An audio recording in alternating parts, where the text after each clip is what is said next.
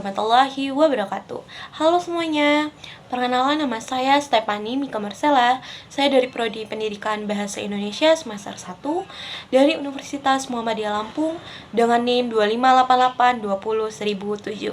Baik, tujuan saya membuat video ini adalah untuk menyelesaikan ujian akhir semester dengan mata kuliah Sosial Linguistik yang diampu oleh Bapak Saleh Parudin, MPD. Oke teman-teman, di sini saya akan membahas tentang materi sosial linguistik dengan topik bahasa gaul dan selang media sosial. Baik teman-teman, jadi di sini kita akan membahas tentang pengertian bahasa gaul dan selang.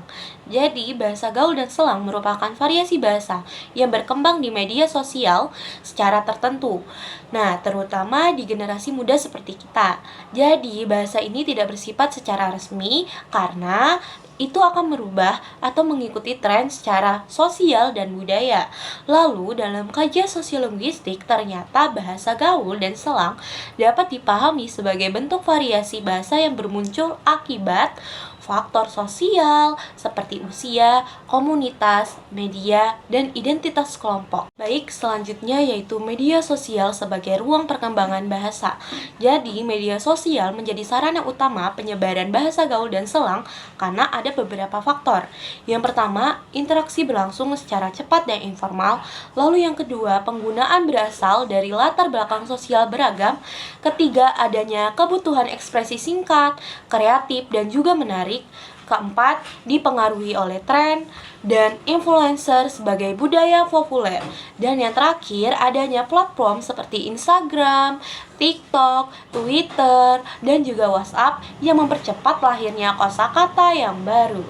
Lalu ada ciri-ciri bahasa gaul dan selang di media sosial. Ada beberapa ciri-ciri bahasa gaul dan selang, diantaranya bersifat tidak baku, tidak mengikuti kaidah tata bahasa secara resmi.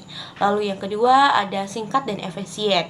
Yang ketiga ada kreatif dan inovatif, banyak memanfaatkan plesetan metafora dan humor. Lalu yang keempat ada kontekstual, makna sering bergantung pada situasi dan komunitas. Dan yang terakhir ada cepat berubah, jadi kosakata mudah muncul dan menghilang. Bentuk-bentuk bahasa gaul dan selang di media sosial seperti pemendekan kata, contohnya seperti BTW atau by the way. Lalu yang kedua ada OTW atau on the way. Lalu ada akronim atau singkatan seperti AIMO atau cemil. Lalu yang ketiga ada serapan dan campuran kode seperti healing, overthinking, ataupun bestie. Lalu yang keempat ada plesetan dan modifikasi bunyi, contohnya seperti gemoy, gemas, receh, dan juga ambiar. Dan yang terakhir ada istilah emotif dan ekspresif, contohnya seperti anjay, gas, dan spill. Fungsi bahasa gaul dan selang yaitu sebagai identitas sosial, lalu ada solidaritas dan keakraban, ketiga ada ekspresi diri, dan yang terakhir ada efisien komunikasi. Ada dampak penggunaan bahasa gaul dan selang. Jadi ada dua dampak, ada dampak positif dan negatif. Dampak positifnya seperti meningkatkan kreativitas berbahasa, lalu ada mempererat hubungan sosial dan menjadi sarana adaptasi budaya digital. Ada dampak negatifnya seperti mengaburkan penggunaan bahasa baku dan juga berpotensi menimbulkan kesalahpahaman, dan yang terakhir tidak sesuai untuk konteks formal dan akademik. Ada beberapa contoh analisis sosiolinguistik di kalimat media sosial, seperti gas healing bareng bestie weekend ini.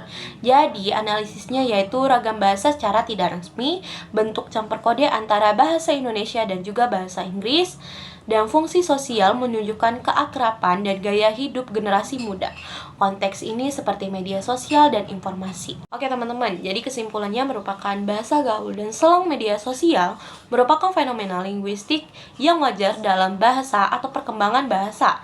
Dalam perspektif sosiolinguistik, ternyata fenomena ini mencerminkan dinamika sosial, lalu ada identitas kelompok, serta perubahan pola komunikasi masyarakat di era digital.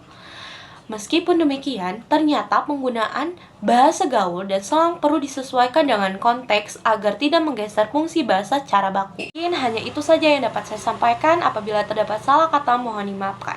Saya Stephanie Mika Marcella izin mengundurkan diri. Wassalamualaikum warahmatullahi wabarakatuh.